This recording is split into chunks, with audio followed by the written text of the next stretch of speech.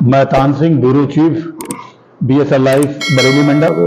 मैं यहाँ का जो है प्रभारी मेजर ध्यानचंद स्टेडियम भारतीय खेल प्राधिकरण ट्रेनिंग सेंटर का विगत 3 साल से ये खेल प्राधिकरण में अपना योगदान दिया है। मैं 33 साल करे डिस्ट्रिक्ट कोचिंग सेंटर में काम करने का अलग, और नेशनल लेवल पे हमारे मेडल आ रहे हैं, तो उस सपक टाकरा में आ रहे हैं, तो उस खेल को बढ़ावा देने के लिए खेलने लगे हैं जी। और जिसमें मेरठ की टीम भी बहुत अच्छी बन के आती है, किसी की चलती नहीं है। मगर मैं यहाँ पे आया, आने के बाद मेरा यही ध्येय था कि मैं हॉकी में कोचिंग करूँगा, मगर डिपार्टमेंट की मंशा कुछ इतना सही मिला कि फिर ऐसा लगा ही नहीं कि बरेली में मैं नया हूँ। क्योंकि जो भी मैं बरेली की विशेषता तो सपा टाकरा ही है, सपा टाकरा बरेली है, बरेली है सपा टाकरा। चलिए, रिटायरमेंट जा रहे हैं आप, सेवा काल से रिटायरमेंट हो रहे हैं अपने, आपका अनुभव अच्छा रहा और बहुत मैं Tan Singh, bureau chief, BSL life Bareilly मंडल। आज मैं पहुंचा हुआ हूं SAI centre sports academy Bareilly के अंदर, मेजर ध्यान सिंह स्पोर्ट्स स्टेडियम। यहाँ पे 3 खेल चलते हैं। सर्वप्रथम हॉकी, एथलीट और सपेट टाकरा। तो हमारे सामने हैं, सेवा निवृत्त हो रहे हैं इस समय बरेली साई सेंटर एकेडमी से, तो मैं उनसे बात करना चाहता हूँ। सर, आप अपना नाम बताएं सर। हाँ, नमस्कार, मेरा नाम ज्ञानेंद्र सिंह है सर, और मैं यहाँ का जो है प्रभारी मेजर ध्यानचंद स्टेडियम भारतीय खेल प्राधिकरण ट्रेनिंग सेंटर का विगत 3 साल से यहाँ पे कार्यरत हूँ और अब मेरा कल रिटायरमेंट है। कितने साल सर आपने ये खेल प्राधिकरण में अपना योगदान दिया है? मैं 33 साल भारतीय खेल प्राधिकरण में कार्यरत रहा हूँ और उससे पहले 5 साल steel authority of India Bhilai में था। जी।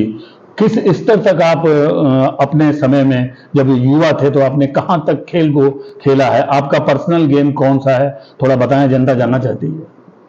मैं हॉकी खिलाड़ी रहा हूँ जी। उत्तर प्रदेश की टीम से खेला हूँ, नेशनल खेला हूँ, यूनिवर्सिटी खेला हूँ जी, और इंडिया टीम का कोऑर्डिनेटर रहा हूँ और हॉकी में विगत 38 ईयर से एज ए कोच की सेवाएं दे रहा हूँ।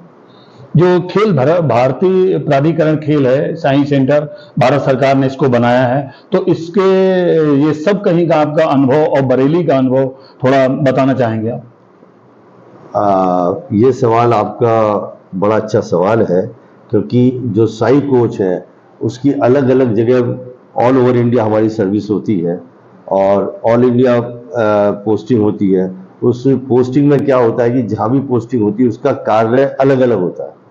जैसे कि हम गुमला में हमारी पोस्टिंग थी, बिहार में पोस्टिंग थी, तो बिहार में क्या था, एसपीडीएस सेंटर था, उसमें ट्रेनिंग का मेथड अलग था, ट्रेनिंग और उसका जो एक बच्चों को सिलेक्शन करने का अलग एक पैटर्न था। उसके बाद हम डीसीसी में गए, डीसीसी में काम करने, डिस्ट्रिक्ट कोचिंग सेंटर में काम करने का अलग अनुभव होता है।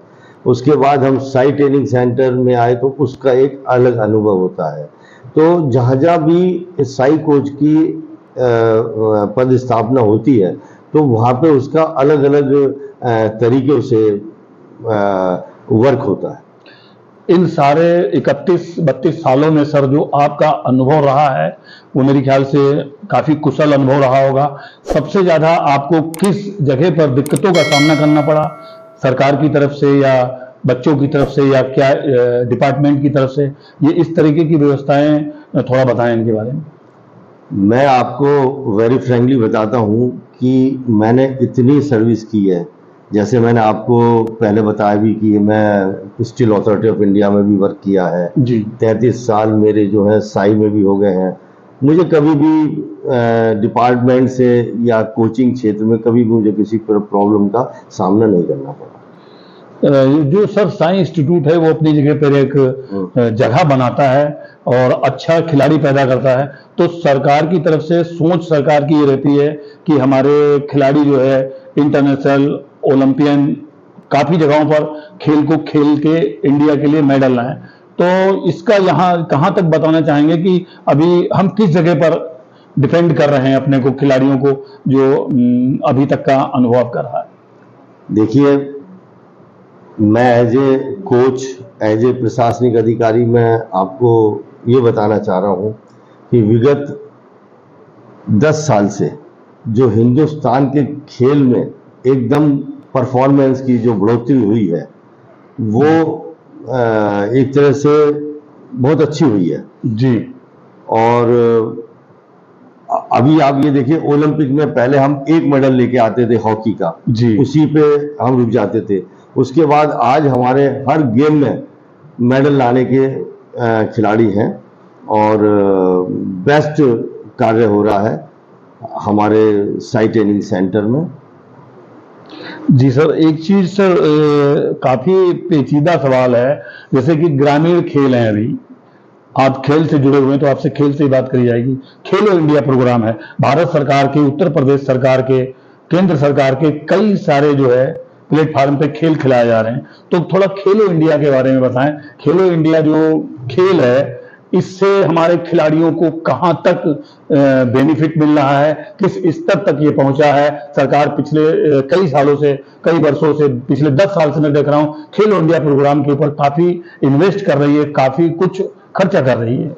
देखिए, क्या होता है कि एक सोच होती है जी, एक ये सोच होती है कि खेलो इंडिया, जी, खेलो इंडिया का जब हम बात करते हैं तो अगर मैं आज खिलाड़ी हूं, मैं कहता हूं खेलो इंडिया, तो कोई ना कोई जहां भी मैसेज जाता है तो वो बच्चे को कहे खेलो, तो खेलना कूदना चालू कर देता है। जी, ठीक है, नहीं है? तो उस वजह से क्या है, एक हमारा जब जहां भी खेल है वहां पे स्वस्थ मन है, स्वस्थ शरीर है, तो खेलो इंडिया को एक हमारा जो बीमार जो कंट्री है उसको जो है स्वस्थ करने के लिए खेलो इंडिया का मंत्र दिया गया। और खेलो इंडिया को जो है, एक जो आपने पूछा कि ग्रामीण में तो खेल की आत्मा बसती है जी।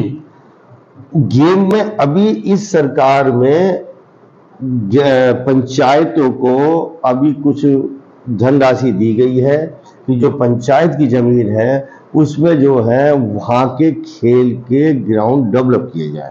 जैसे वॉलीबॉल किसी गांव में अच्छा, तो वॉलीबॉल का डेवलप किया जाए, उसका इक्विपमेंट में। ये सारा नेहरू युवा केंद्र के मार्गदर्शन में होता है। जी, अभी जैसे कि खेलो इंडिया की हम बात कर रहे थे, तो मैंने कई जगह इंटरव्यू लिए हैं, तो कई बोलते हैं कि पत्रकार महोदय कि इंडिया तो पहले से ही खेल रहा था, तो खेलों में क्या राजनीति का कुछ हस्तक्षेप होता है? क्या राजनीति कुछ खेलों में है?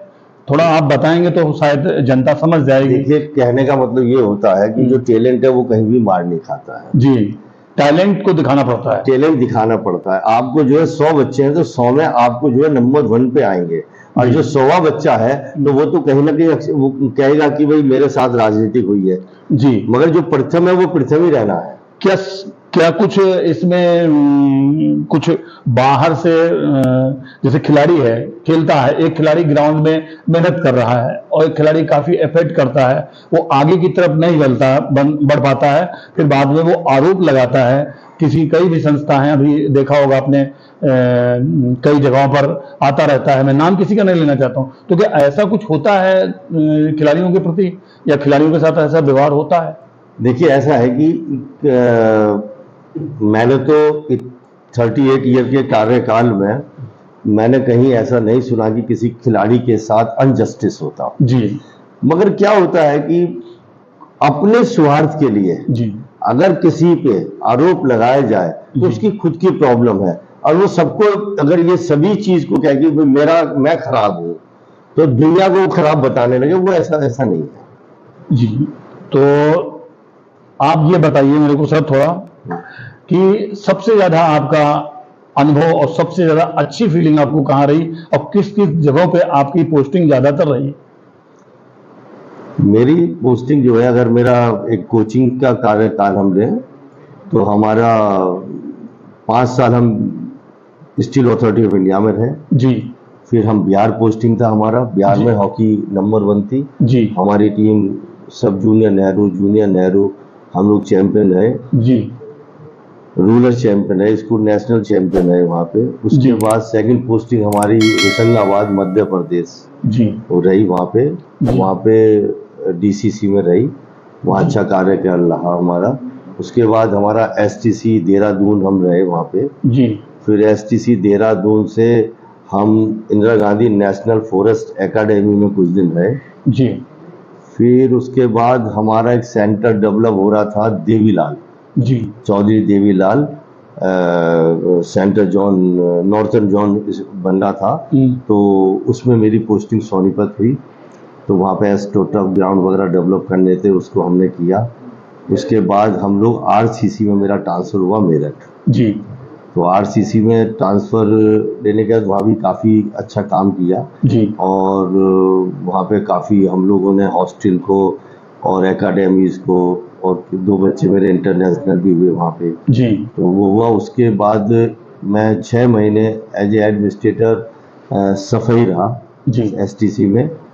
उसके बाद नेशनल स्टेडियम दिल्ली रहा, जी इंडिया टीम का कोऑर्डिनेटर भी रहा वहाँ पे। उसके बाद मैं Dehradun Indira Gandhi national forest academy में रहा, जी जहाँ मेरा अच्छा कार्यकाल रहा। और आईएफएस की हॉकी टीम बनाई, जिसमें हम लोग बेस्ट 4 में इंडियन फॉरेस्ट जो गेम होते हैं, फॉरेस्ट के गेम होते हैं, नेशनल फॉरेस्ट गेम होते हैं, उसमें हम लोगों ने 4th प्लेस पर रहे हम। जी सर। और उसके बाद एसटीसी बरेली मेरी। जी, काफी लंबा आपका कार्यकाल रहा है। और एक क्वेश्चन मैं और पूछना चाहूंगा, एसटीसी आप बरेली में आए, भारतीय खेल प्राधिकरण, यहाँ पे 3 खेल हैं, मैंने पहले भी बताया था स्टार्टिंग में। एक प्रथम यहाँ पे हॉकी है, एथलीट है और शतक टाकरा। तो यहाँ पर जब बरेली आए तो बरेली का आपका सुना है मैंने कि आप बरेली आने से सपेक टाकरा को काफी डेवलपमेंट किया है। हॉकी को छोड़ के सपेक टाकरा के ऊपर आपने ज्यादा फोकस किया है और सपेक टाकरा में बहुत अच्छे खिलाड़ी भी आपने बनाए। सपेक टाकरा में आपने काफी मेहनत करी है। तो ये आपको खेल कैसा लगा, एक नया अनुभव आपको मिला बरेली में सपेक टाकरा? नहीं, मैं पहले तो आपको ये बता दूं कि हॉकी तो मेरा खेल है जी। आत्मा हॉकी है जी। मगर क्या होता है कि जब एक नाम के आगे प्रशासनिक लिखा जाता है कि प्रशासनिक अधिकारी, क्योंकि तो हॉकी कोच में सुबह शाम था जी। और आफ्टरनून में मैं एक यहाँ पे प्रशासनिक अधिकारी था जी। तो उस कंडीशन में क्या है कि जिस गेम में ज्यादा रिजल्ट आ रहे हैं जी जी और वो गेम बरेली का टॉप मोस्ट गेमों में है, जिसमें बच्चे ज्यादा से ज्यादा खेलने आ रहे हैं, तो उसमें ज्यादा फैसिलिटीज प्रोवाइड की जाए जी हमारे स्तर से या सरकार के स्तर से, क्योंकि इंटरनेशनल और नेशनल लेवल पे हमारे मेडल आ रहे हैं, तो उस सपक टाकरा में आ रहे हैं। तो उस खेल को बढ़ावा देने के लिए काफ़ी कार्य किया गया और ये भविष्य में आने वाले दिन में जो है बरेली का भी एक बॉबी लड़का एशिया में जा रहा है, किंग कप में जा रहा है, और ऐसे हमारे बहुत बच्चे जाएंगे यहाँ से। तो सपेक टाकरा खेल का सर आपको यहाँ पे एक नए खेल से आपको जुड़े आप। हॉकी आपका मेन खेल है, हॉकी आपके दिल में बसती है, तो सपेक टाकरा का अनुभव आपका कैसा रहा है, ये पूछना चाह रहा हूँ मैं। जैसे सपेक टाकरा बहुत अच्छा गेम है जी, और हमारे जमाने में अगर होता तो हम सपेक टाकरा ही खेलते और क्योंकि इसमें क्या है, प्रोग्रेस के काफ़ी चांसेस हैं जी। नया गेम है और अभी इतना यूपी के अंदर इंट्रोड्यूस नहीं हुआ है ये जितना होना चाहिए था। तो मैं इसे ये कहूँगा कि वो बरेली तक ही सीमित था उस समय।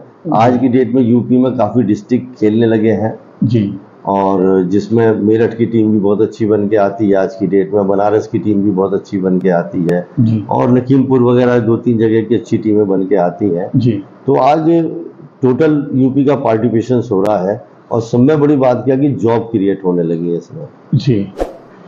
ऑल ओवर सर बरेली का अनुभव आपका कैसा रहा? बरेली क्षेत्र का, बरेली की जनता का, साइंस सेंटर का, आपका इस 3-4 साल का जो कार्यकाल आपका यहाँ पर है, ये आपको कैसा लगा यहाँ पर? मैं आपको सच्चाई बताता हूँ कि मैं बरेली आना नहीं चाहता था जी। मगर जो कहते हैं ना कि परमात्मा की जो कृपा होती है उसके सामने किसी की चलती नहीं है, मगर मैं यहाँ पे आया। आने के बाद मेरा यही देता कि मैं हॉकी में कोचिंग करूँगा, मगर डिपार्टमेंट की मंशा कुछ थी, उन्होंने मुझको फिर इधर प्रशासनिक कार्य भी दे दिए, और उसमें जो है फिर जो मेरे जो साथी थे मिस्टर द्विवेदी साहब, शर्मा जी, इन लोगों का इतना सहयोग मिला। रोतेला जी यहाँ से रिटायर्ड हुए हैं जी, इतना सहयोग मिला कि फिर ऐसा लगा ही नहीं कि बरेली में मैं नया हूँ, क्योंकि जो भी मैं चीज करता था ये लोग मेरे हाथ बन के सामने आ जाते थे। अच्छा, बरेली की कुछ विशेषता कुछ?